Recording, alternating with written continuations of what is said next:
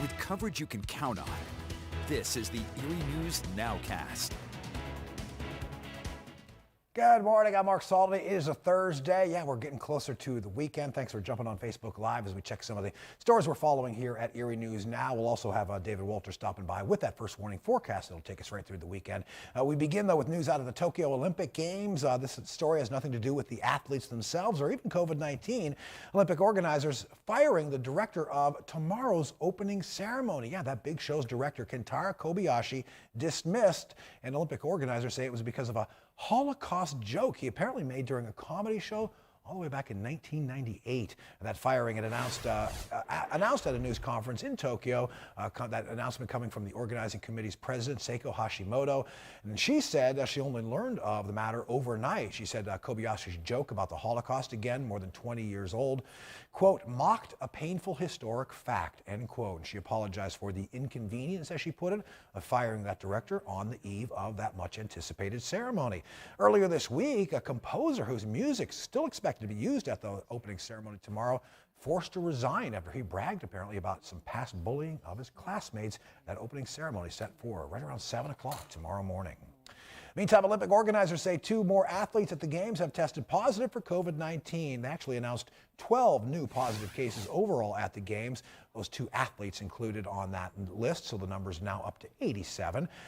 National teams, though, have been pouring into the Olympic Village, settling into their quarters there, and a lot of them hanging their flags outside on the balcony. Rising COVID cases over in Tokyo is still casting a big shadow on the Games at this point. Olympics officials say the athletes, though, and all the work that they're doing to keep those folks safe won't impact the caseload of Japanese public health officials as far as the rest of the population over in Tokyo goes. And on Tuesday, they still weren't ruling out the possibility of just scrapping the Games altogether. That's how last minute this whole decision-making process was. But the competition underway in a lot of the events to that those Olympic Games, delayed a year, of course, by the pandemic. Here in Pennsylvania, the top election official says central Pennsylvania county, Fulton County, is going to now have to spend millions of dollars to buy new voting machines. And it's all because they're taking part in that so-called audit of the 2020 election. So as a result of them allowing that audit to happen, the acting Secretary of State decertified Fulton County's current voting machines. The county officials there actually agreed to requests from Republican lawmakers to let a software company inspect those voting machines. That request from Republicans down in Harrisburg comes amid former President Trump's, of course, widely disproved claims that that 2020 election was rigged against him. Now, Fulton County, though, again, after allowing that audit to happen, they're going to need to buy those new voting machines, and it looks like that purchase will have to be made prior to the November election. Well, here at home, health officials say some mosquitoes right here in Erie County have now tested positive for that potentially deadly West Nile virus. First time that's happened since 2019. Erie News Now's Elspeth Meisner has the story.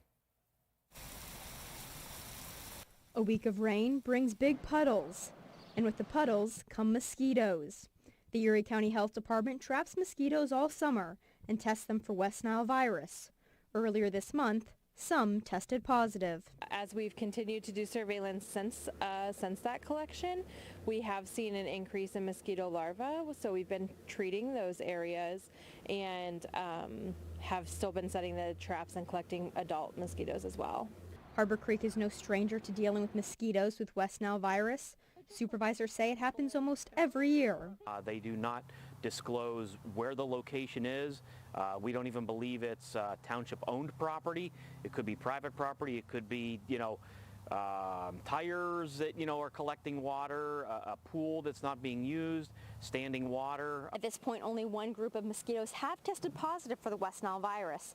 But experts right here at the Erie County Health Department offer some advice about how you can protect yourselves from mosquitoes in the area. Wearing repellent to protect themselves. They could, if they know they're going to be outside, maybe set up a fan or some citronella candles nearby to try to repel the mosquitoes.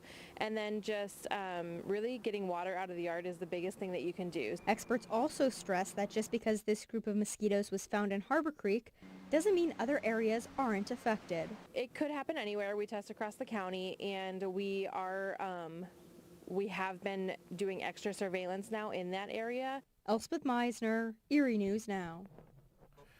And now onto the story of a local man who's being hailed as a hero this morning. That's after his quick thinking helped save a life. It's a story you'll only see here on Erie News Now.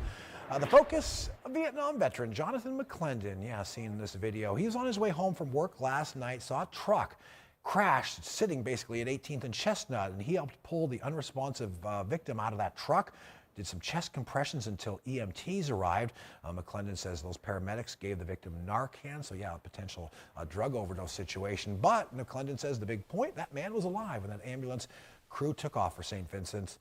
He says he's not a hero, just happy to be there to help. I'm an average guy. Just happened to be in the right place at the right time. God dropped me there for a reason, okay? And this is why this gentleman is still here. I had no control over this, okay? I just responded as I saw fit, you know? Had nothing to do with being a hero. I don't consider myself no hero. It's kind of hard to argue with his meant-to-be logic. McClendon says he's lost friends, unfortunately, to drug overdoses, so he told us he was just glad to be in the right place at the right time.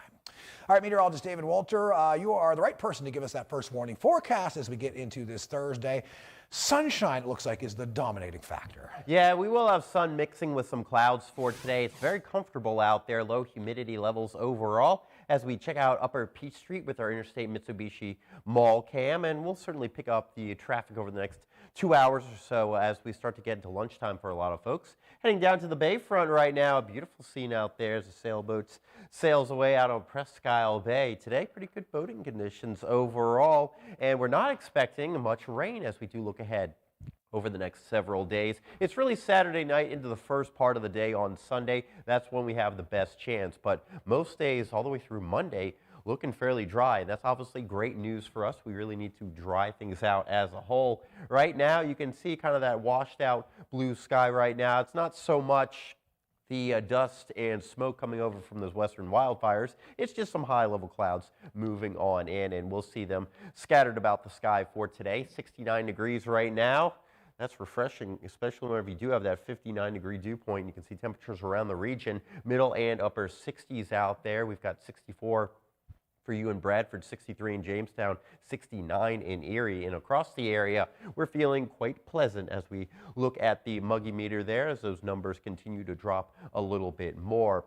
Doppler Max not showing us any sort of rain out there, just some of those high clouds that continue to shift on in. And for today, we will notice some of that cloud cover coming and going as we go through the middle and latter half of the afternoon. We get into the evening and overnights. We're starting off your Friday with maybe some cloud cover out there, otherwise enough sunshine to go around. A slim chance of a shower, maybe towards the mountains later in the day. And then as we get into the night, still looking quiet. On Saturday, though, rain chances could start to pick up, especially as we get late in the day. We're talking about late afternoon, more so towards the evening and overnight period. That's when I think our rain chances will pick up a bit more. Your zone outlook for today, we are expecting temperatures only lower in middle 70s, and with that low humidity, it feels great. Just a light breeze overall today. Temperatures lower 70s from Sagertown, Lionsville to Titusville, and no rain in the forecast. And we've also got nice stuff into Warren County as temperatures work their way into the 70s.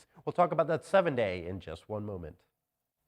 All right, thanks, David. It's still July, of course. Football season, though, is getting closer by the day. We've got that Save an Eye game, the local high school all-star football game. That's going to play out at Vet Stadium tomorrow night. The Pittsburgh Steelers, they're set to play in the NFL's Hall of Fame game as part of the preseason this year. That's the kickoff. So, yeah, the Steelers getting an earlier start to training camp than some of the other NFL teams. Erie News Now taking you to the Steelers training camp today.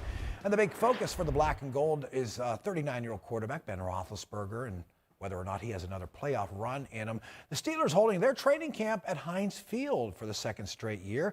And again, Erie News Now will be there for live reports. That's all throughout our early evening newscasts on this Thursday. As far as fans go, they can check out the Steelers practices in person this year down at Heinz Field, but not until next Wednesday. That's the first open to the public practice down at Heinz Field. And again, look for Erie News Now's live coverage from the Steel City starting tonight at 5 o'clock. All right, and how do you celebrate? How would you if you happen to score 50 points to help your team win the NBA Finals? Well, if you're anything like the Finals MVP, you go a little crazy at Chick-fil-A.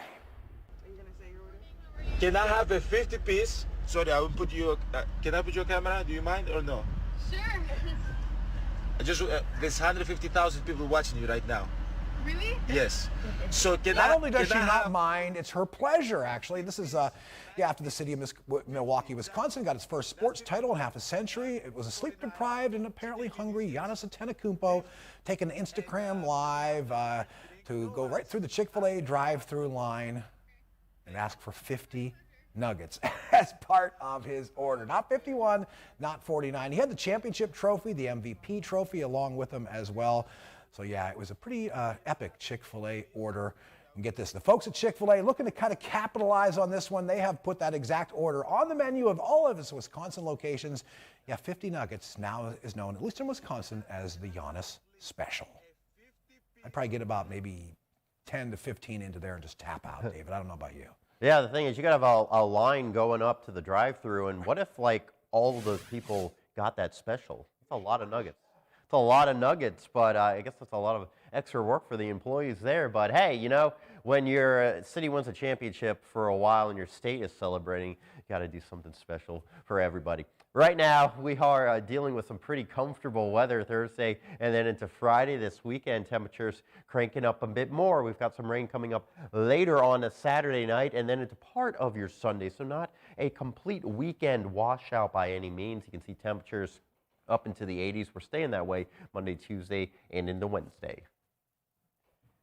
All right, we'll be back on Facebook Live about the same time tomorrow. Also, join us at 5 a.m. tomorrow for Erie News Now Sunrise. We'll be talking about the Olympic Games, previewing the Olympic opening ceremony set for tomorrow morning. And we're going to go live out on the Letty G. Howard for a look ahead to the Olympic sailing over in Tokyo. We've got 30 minutes of news coming your way at noon on this Thursday. That is on WSEE. I'm Mark Salday. Have a great day.